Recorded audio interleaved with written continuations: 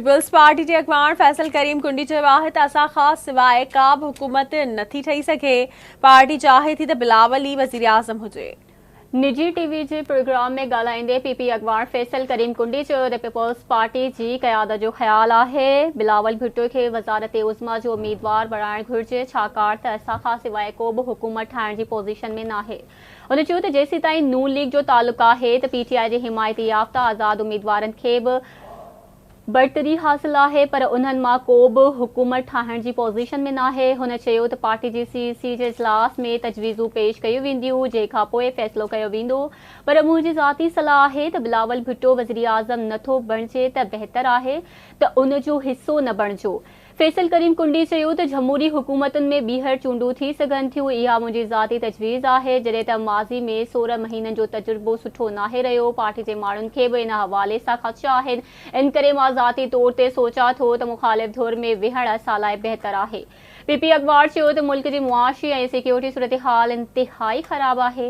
हुकूमत खे केतिरा ई चैलेंजिस दरपेश आहिनि। ईंदड़ हुकूमत बि केतिरनि ई मसइलनि जो शिकार हूंदी, इन वटि अक्सरियत बि न हूंदी। बेपासे JUI सरबराह मौलाना फजल रहमान हुकूमत साज़ी में सहकार लाइ नून लीग जी आज ते मुशावरत लाइ नवाज शरीफ खां वक़्तु घुरी वरितो। मुस्लिम लीग नून जे काए नवाज शरीफ JUI सरबराह मौलाना फजल रहमान सां फ़ोन ते राब्तो कयो, जे दौरान ॿिन्ही अॻवाननि में मुल्क जी सियासी सूरतहाल ऐं हुकूमत साज़ी बाबति ख़्यालनि जी ॾे वठि कई। मुस्लिम लीग नून जे काए नवाज शरीफ मौलाना फजल रहमान के हुकूमत साज़ी में सहकार लाइ JUI खे आज कई आहे, जंहिं ते मौलाना फजल रहमान पार्टी सां मुशावरत लाइ अरबा ताईं ख़ासि वक़्तु घुरी वरितो आहे। ज़रियनि मूजिब JUI जी मजलिस शूरा जे इजलास थींदो आहे, जंहिं में मुस्लिम लीग नून जी आज बाबति मुशावरत कई वेंदी। मुस्लिम लीग नून अॻवान ख्वाजा मोहम्मद आसिफ चयो आहे त हुकूमत साज़ी जे हवाले सां ॻाल्हियूं थी रहियूं आहिनि। नून लीग तरफ़ां वज़ारत उज़्मा लाइ शहबाज शरीफ खे नामज़द कयो वियो आहे। लाहौर में मीडिया से ॻाल्हाईंदे नून लीग अखबार ख्वाजा आसिफ चयो त आम चूंडनि में नून लीग पंजाब में अक्सरियत माणी आहे, पंजाब में हुकूमत बि ठाहींदासीं। ख्वाजा आसिफ चयो त हुकूमत साज़ी जे हवाले सां मुख़्तलिफ़ पार्टियुनि में ॻाल्हियूं थी रहियूं आहिनि। वाज़े रहे त मुस्लिम लीग नून जे तर्जुमान मरियम औरंगज़ेब बि चयो आहे त ख्वाजा आसिफ जे बयान खे टोड़े मरोड़े पेश कयो वियो आहे। नून लीग जी तर्जुमान मरियम औरंगज़ेब चयो आहे त ख्वाजा आसिफ जे बयान खे टोड़े मरोड़े पेश कयो पियो वञे। मुस्लिम लीग जी तर्जमान मरियम औरंगज़ेब लाहौर में मीडिया सां ॻाल्हाईंदे चयो त पावर शेयरिंग ॻाल्हियुनि जो हिसो न आहे। मरियम औरंगज़ेब वधीक चयो त पार्टी वाज़े करणु चाहे थी त वज़ीर आज़म जी उम्मीदवार जो नालो तय नाहे थियो। इस्तेकाम पाकिस्तान पार्टी जे सरबराह जहांगीर तरीन पार्टी जी चेयरमैनशिप तां इस्तीफ़ा ॾियण जो ऐलान कयो आहे। तफ़सील हिन रिपोर्ट में। इस्तेकाम पाकिस्तान पार्टी जे सरबराह जहांगीर तरीन सियासत खां अलहदगीअ जो ऐलान करे छॾियो आहे। जहांगीर तरीन जो चवणु आहे त इस्तेकाम पाकिस्तान पार्टीअ जे चेयरमैन जी हैसियत में इस्तीफ़ा ॾियण जो फ़ैसिलो कयो आहे। जहांगीर तरीन इस्तेकाम पाकिस्तान पार्टीअ जे मेंबरनि जे लाइ नेक ख़्वाहिशनि जो इज़हार कयो। जहांगीर तरीन जो चवणु आहे त जिन माण्हुनि संदसि चूंडुनि में हिमायत कई, उन्हनि जो हू थोराइतो आहे ऐं कामयाबीअ ते पंहिंजे मुख़ालिफ़नि खे मुबारकूं ॾिए थो। यादि रहे त जहांगीर तरीन आम चूंडुनि में क़ौमी असेंबली जे 2 सीटुनि NA 149 ऐं NA 155 ते शिकस्त खाधी आहे। अमीर सिराजुल हक जमायत इस्लामी जे अमीर जे उहिदे तां इस्तीफ़ा ॾेई छॾी आहे। वधीक तफ़सील हिन रिपोर्ट में।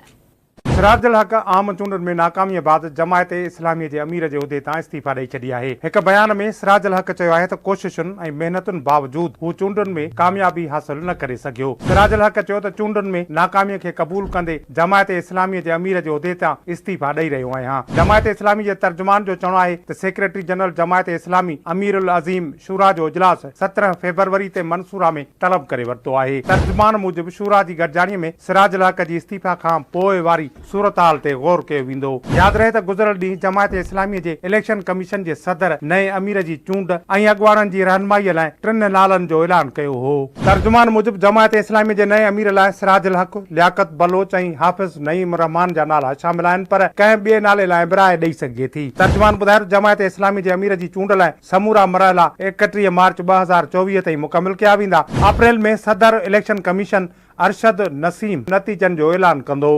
पार्लियामेंटेरियंस जे सदर परवेज़ खटक पार्टी उहिदो ऐं सियासत छॾण जी तरदीद करे छॾी। खांगी TV चैनल सां ॻाल्हि ॿोल कंदे परवेज़ खटक पारां पार्टी जी सदारत वारो उहिदो ऐं सियासत छॾण वारनि ख़बरुनि जी तर्दीद करे छॾी आहे। सन चवणु आहे त हिन जे हवाले सां मीडिया खे ग़लति ख़बरूं हलायूं पियूं वञनि। हिन चयो आहे त न पार्टी छॾी आहे न ई वरी सियासत खां धार थियण जो कुझु फ़ैसिलो कयो आहे। परवेज़ खटक चयो आहे त संदसि इस्तीफ़ाउनि जे हवाले सां कूड़ियूं ख़बरूं पखेड़ियूं वयूं आहिनि। ॿिए पासे मूंखे ॿुधाईंदा हलूं त हुरनि जे रुहानी पेशवा पीर पागारे इलेक्शन जा नतीजा रद्द कंदे 16 फ़रवरी ते हैदराबाद बाईपास ते धरणे जो ऐलान करे छॾियो आहे। पीर पागारे जो चवणु आहे त इलेक्शन में धांधली थी आहे। ख़ैरात में मिलियल सीटूं न घुरिजनि। जुमे ॾिहाड़े पुरअमन एहतजाज कयो वेंदो। पीर पगारे इलेक्शन नतीजनि खे रद्द कंदे खटियल 2 सीटूं छॾण जो ऐलान करे छॾियो। कराची में प्रेस कॉन्फ्रेंस कंदे पीर पगारे चयो आहे त खेसि तकरीर करणु न ईंदी आहे। इलेक्शन थी आहे जंहिंजे नतीजनि खां को बि ख़ुशी न मिली आहे। पीर पगारे चयो त मौजूदा इलेक्शन एंटी स्टेट थियूं आहिनि। ही कमु आरो जो न कंहिं ॿिए जो आहे। हुन चयो त कंहिं दोस्त खेसि GDA ख़तमु करण जी सलाह बि ॾिनी पर GDA में अवाम जूं उमीदूं आहिनि जंहिं करे ही ख़तमु नथियूं थी सघनि। पीर पगारे चयो त असां कानून जे दायरे में रही एहतजाज कंदासीं ऐं कंहिं बि एम्बुलेंस खे न रोकियो वेंदो। इस इलेक्शन से हमारा कोई लेना देना नहीं है क्योंकि सारा फ्रॉड पे था। हमें तहजीब के दायरे में रहते हुए कानून को सामने रखते हुए एहतजाज करना है। हमें कानून के मुताबिक ये हमारा हक है। जिस मुल्क में आपको न इज्जत मिले न इंसाफ मिले तो लोग क्या करें, कानून हाथ में लेंगे। हम कानून हाथ में लेने ही नहीं चाहते। हम अपनी एक इज्जत से पब्लिक का जो पे प्रेशर है कि एहतजाज तो करो। चयो आहे त चूंडूं पुरअमन थियूं। धांधलियुनि वारे मसइले जे हल लाइ फॉर्म्स मौजूद आहिनि। तफ़सील इन रिपोर्ट में। इलेक्शन कमीशन चूंडुनि में धांधलियुनि वारे इल्ज़ाम खे रद्द करे छॾियो आहे। इलेक्शन कमीशन जे तर्जुमान जो चवणु आहे त चूंडुनि वारे ॾींहुं वॾा चैलेंजिस हुआ पर असांजे कोशिशुनि सबबि चूंड अमल पुरअमन रहियो। इलेक्शन कमीशन जे तर्जुमान चयो आहे त आम चूंडुनि वारे ॾींहुं धांधली जा वाक़िया थिया आहिनि। उन्हनि खां इनकार नथा करे सघूं। पूरी कोशिश हुई त पुरअमन तरीक़े सां इलेक्शन थिए। तर्जुमान चयो त इलेक्शन कमीशन साफ़ ऐं शफ़ाफ़ चूंडूं कराइण लाइ काराइता इंतज़ाम कया हुआ। तर्जुमान चयो त धांधली जे इल्ज़ामनि जी जांच लाइ लाॻापियल फोरम मौजूदु आहिनि। तर्जुमान चयो त इलेक्शन जो अमल पुरअमन रखणु पहिरीं अवलियत हुई। सिक्योरिटी चैलेंजिस बावजूदु पुरअमन पोलिंग खे यकीनी बणायो वियो। वाज़ेह आहे त सिंध में कामयाब उम्मीदवारनि जो नोटिफिकेशन 2 ॾींहंनि अंदरि जारी थियण जो इम्कान आहे। निगरान वज़ीर आज़म अनवारुल हक काकड़ चयो आहे त दहशतगर्दी जे ख़तरे बावजूदु चूंडूं पुरअमन थियूं आहिनि। निगरान वज़ीर आज़म अनवारुल हक काकड़ इस्लामाबाद में प्रेस कॉन्फ्रेंस कंदे चयो त चैलेंजिस बावजूदु जमहूरी तसलसल सुठो सवड़ आहे। अनवारुल हक काकड़ चयो त पाकिस्तान अञा दहशतगर्दी खे मुंहुं ॾेई रहियो आहे। कामयाब चूंडुनि में सिक्योरिटी इदारनि अहम किरदारु अदा कयो। निगरान वज़ीर आज़म वधीक चयो त कामयाब चूंडुनि में सिक्योरिटी इदारनि अहम किरदारु अदा कयो। संदसि चवणु हो त डफेर पखेड़ण जी कंहिंखे बि इजाज़त न ॾिनी वेंदी। पुरतशद्दुद एहतजाज ख़िलाफ़ कार्रवाई कई वेंदी जॾहिं त पुरअमन एहतजाज सभिनी जो हक़ आहे पर भञ ड्रा जी इजाज़त न ॾिनी वेंदी। अनवारुल हक काकड़ वधीक चयो त चूंडुनि दौरान आलमी मुबसर मौजूदु रहिया।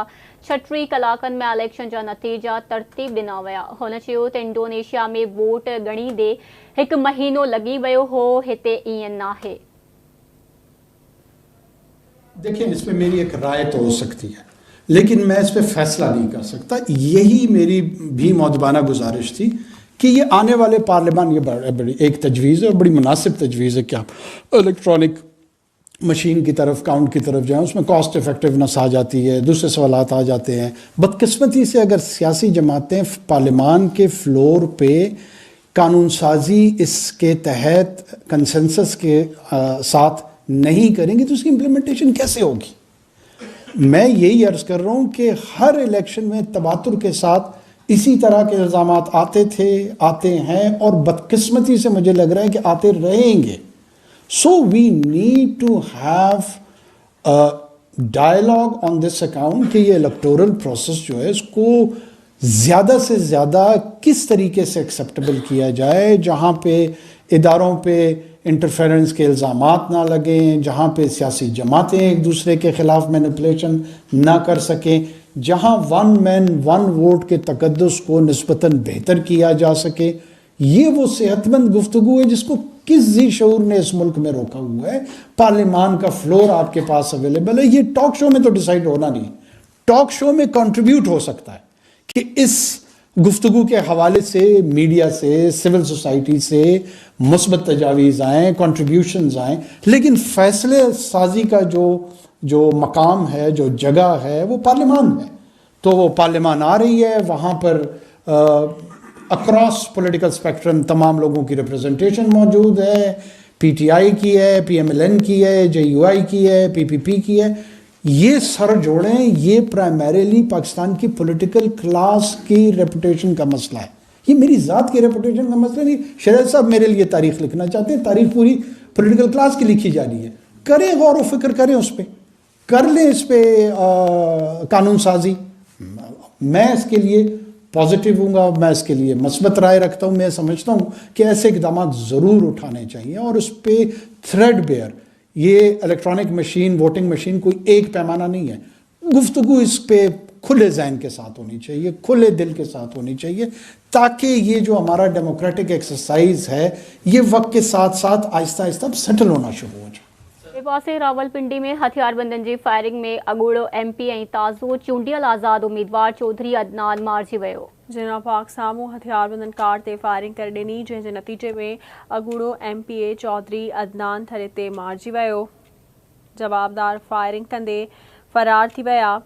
इतला ते पुलिस पहुची मारिजी वियल आज़ाद उम्मीदवार जो लाश अस्पताल मुंतकिल कयो। कारूंजर जबल जी कुछ हिस्से खे बाहि ॾेई छॾी, जंहिं सबबि केतिरा ई वण सड़ी विया आहिनि। अणॼातल माण्हुनि पारां साड़दड़ोॾा वेंदड़ रस्ते वटि कारूजर जबल जी कुछ हिस्से खे बाहि ॾेई छॾी। कारूजर जबल खे बाहि लॻण सबबि केतिरा ई वण ऐं गाह सड़ी ख़ाक थी वियो। बाहि जे इतलाह ते टाउन इंतज़ामिया पहुची बाहि विसाइण जो कमु शुरू करे छॾियो। इन हवाले सां टाउन कमेटी जे अमलदारनि जो चवणु आहे त बाहि विसाइण जूं कोशिशूं कयूं पियूं वञनि, जल्द बाहि ते ज़ाब्तो आंदो वेंदो। मधे जी वेझो घर मां शइ वठण लाइ निकितल मासूम नींगरी जो लाश ठाहियो आहे। अमरोड थाणे जी हद ॻोठ औरंगाबाद में 3 वरियनि जी नींगरी रिदा धियो हालत महमूद जो लाश मिलियो आहे। इतला मिलण ते पुलिस वाक़े वारे हंधि पहुची नींगरी जो लाश पोस्टमार्टम लाइ शिकारपुर अस्पताल मुंतकिल कयो। राब्तो करण ते नींगरी जे वारसनि ॿुधायो त नींगरी दुकान तां शइ वठण वई हुई। कुछ देर बाद लाश मिलियो। हुननि वधीक चयो त शक आहे त नींगरी खे कंहिं घुटा ॾे क़तल कयो आहे। वाक़े जी जांच कई पई वञे। लाटकाणे में चांडिया ऐं ॾहाणी धुरियुनि में सियासी छिकताण वारे मामले जो सरकार जी मदियत में पीर शेर एट आकल थाणे ते केस दाख़िल कयो वियो। गुज़िरियल ॾींहुं चांडिया ऐं ॾहाणी धुरियुनि में सियासी छिकताण दौरान फायरिंग जे नतीजे में हिकु एएसआई सुल्तान शाह शहीद थी वियो हो, जॾहिं त इमरान ॾहाणी ऐं मोहम्मद हसन चांडियो मारिजी विया हुआ। फायरिंग जे नतीजे में डीएसपी बशीर शर, पुलिस एहलकार सद्दाम समेत 6 ॼणा ज़ख़्मी थिया हुआ। वाक़े जो केस पीर शेर एट आकल थाणे ते 11 सुञातलनि ख़िलाफ़ दाख़िल कयो वियो, जिन में अली हसन ॾहाणी, याकूब मसूद, गफ़ार, इमरान, इरफान, ज़फ़र अली गोहर, गुलाम हैदर ॾहाणी ऐं ॿियनि खे नामज़द कयो वियो। फरियादी sub inspector Jameel Ahmed Solangi case में मौक़िफ़ इख्तियार कयो आहे त असांखे वाक़े जो इतला मिलियो त जतोई ऐं ॾहाणी धुर सां वास्तो रखंदड़ माण्हू अलातिफ़ होटल ते भञ ड्राग करे रहिया हुआ। जे बाद मुख़्तलिफ़ थाणनि जी पुलिस वाक़े वारे हंधि पहुती, जिथे ॼाणायल जवाबदारनि कलाशंकोफ सां अंधाधुंध फायरिंग कई। फरियादी मूजिबि फायरिंग जे नतीजे में हिकु एएसआई सुल्तान शाह शहीद थी वियो। डीएसपी सदर बशीर शर, अहलकार सद्दाम ज़ख़्मी थी पियो, जॾहिं त साॻियुनि जवाबदारनि जी फायरिंग में मोहम्मद हसन चांडियो ऐं इमरान ॾहाणी मारिजी विया ऐं 4 ॼणा ज़ख़्मी थी पिया हुआ। ओबावड़ो में उस्तादनि वारसनि मुग़वियुनि जी बाज़ियाबी लाइ एहतजाजी मुज़ाहिरो करे धरणो हयो। औरंगज़ेब महर, माशूक मलिक, शाहनवाज सुमरो, शबीर अहमद भट्टी, आफ्ताब दायो, अली नवाज़ सिपियो ऐं ॿियनि जी अॻुवाणी में एहतजाजी मुज़ाहिरो कयो वियो। उन मौक़े ते मुज़ाहिरीन चयो त बदअमनी एतिरी त वधी वई आहे जो ॾोहारी मासूम शहरियुनि खे खंभे अगवा करे खणी वञनि था, पर पुलिस का बि कार्रवाई नथी करे। मुज़ाहिरीन चयो त ओबावड़ो मां 10 ॾींहं अंदरि एरीगेशन एसडीओ अख्तर हुसैन लगारी समेत केतिरा ई माण्हू अगवा थी चुका आहिनि। मुज़ाहिरीन चयो त हेल्थ मुलाज़िम मोहम्मद नवाज़ सुमरो, हक नवाज़ सुमरो, पोरियत सुभान मलिक, 9 साला नींगर साहिबजादो भट्टी, मास्टर अब्दुल गनी पवहर समेत 7 ॼणा अगवा थी विया आहिनि, जिन खे पुलिस बाज़ियाब कराए न सघी आहे। मुज़ाहिरीन चयो त जेकॾहिं मुक़वियुनि खे बाज़ियाब न करायो वियो त एहतजाज जो दाइरो वधायो वेंदो। बेवासे गंबट में वापारियुनि बदअमनी ख़िलाफ़ एहतजाजी मुज़ाहिरो करे फुर थियल पैसा वापसि कराइण जी घुर कई। वापारिन फौजी शेर मोहम्मद नारेजो मोहम्मद खान नबड़ो ऐं ॿियनि जी अॻवानी में शहर में वधंदड़ बदमनी ख़िलाफ़ एहतजाजी मुज़ाहिरो कयो ऐं पुलिस ख़िलाफ़ सख़्त नारेबाज़ी कई।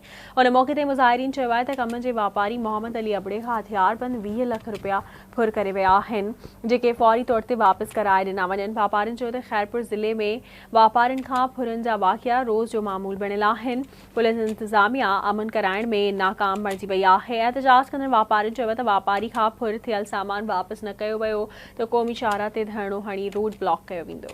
नौशर अफरोज़ी अदालत मेहर में नए चूंडियल MNA इरफान लेगारी समेत 7 जवाबदारनि खे फायरिंग केस में 16 फरवरी ताईं जेल हवाले करे छॾियो। पुलिस मेहर में नए चूंडियल MNA इरफान लगारी, कंबर लगारी, नज़र पवर गुलस्तान मंगी, नादर लगारी, गुलाम मोहम्मद मला ऐं असलम सोलंगी खे नौशर फिरोज़ी दहशतगर्दी टोड़ अदालत में पेश कयो। ATC कोर्ट जज मोकल ते हुजण सबब समूरनि जवाबदारनि खे सेशन कोर्ट आंदो वियो। अदालत समूरनि जवाबदारनि खे जेल मोकिले छॾियो। पुलिस जो चवणु आहे त केस में नामज़द जवाबदारनि खे गिरफ़्तारी लाइ छापा हया पिया वञनि। वाज़े रहे त नई चूंडियल MNA इरफान लगारी, कंबर लगारी समेत 200 जवाबदारनि ते सिक्योरिटी इदारनि ते फायरिंग ऐं दहशतगर्दी एक्ट तहत केस दाख़िल कयो वियो हो। पीपुल्स पार्टी जी टिकट ते चूंडियल उम्मीदवार आरिफ खान महर ऐं शेरियार खान महर चयो आहे त पीपुल्स पार्टी जे उम्मीदवारनि सिंध में अक्सरियत माणी आहे। वफ़ाक़ में का बि पार्टी पीपुल्स पार्टी खां सवाइ हुकूमत नथी ठाहे सघे। शिकारपुर खां PP जी टिकट ते चूंडियल आरिफ खान महर ऐं शहरियार खान महर शिकारपुर खां काफ़िले जी सूरत में गढ़ी ख़ुदाबख्श भुट्टो पहुची शहीदनि जी मज़ारुनि ते हाज़िरी भरी। महर भाइरनि शहीद ज़ुल्फ़कार अली भुट्टो, शहीद मोहतरमा बेनज़ीर भुट्टो, बेगम नुसरत भुट्टो ऐं ॿियनि शहीदनि जी मज़ारुनि ते हाज़िरी भरी ऐं फातह ख़्वानी कई। पर मौक़े ते मीडिया सां ॻाल्हाईंदे महर भाइरनि चयो त PP जी लीडरशिप जा थोराइता आहियूं जिन असांखे पार्टी टिकट ॾिनी आहे। महर भाइरनि चयो आहे त अवाम पीपुल्स पार्टी खे तमामु बहितरीन वोट ॾिनी आहे। माण्हुनि में वॾी ख़ुशी आहे। अवाम पीपुल्स पार्टी ते एतमाद जो इज़हार कयो आहे। महर भाइरनि चयो आहे त हुकूमत साज़ी लाइ ॻाल्हियूं हली रहियूं आहिनि। इन हवाले सां पार्टी पंहिंजो फ़ैसिलो कंदी। आरिफ खान महर ऐं शहरियार खान महर चयो आहे त कंहिं बि पार्टी अक्सरियत नाहे। पीपुल्स पार्टी खां सवाइ का बि पार्टी अकेले सिर हुकूमत नथी ठाहे सघे। ख़बरुनि जो वक़्तु पंहिंजी पुॼाणी ते पहुतो। वधीक ख़बरुनि अपडेट्स लाइ विज़िट कंदा असांजी वेबसाइट awaztv.tv ऐं ॾिसंदा रहो आवाज़ न्यूज़।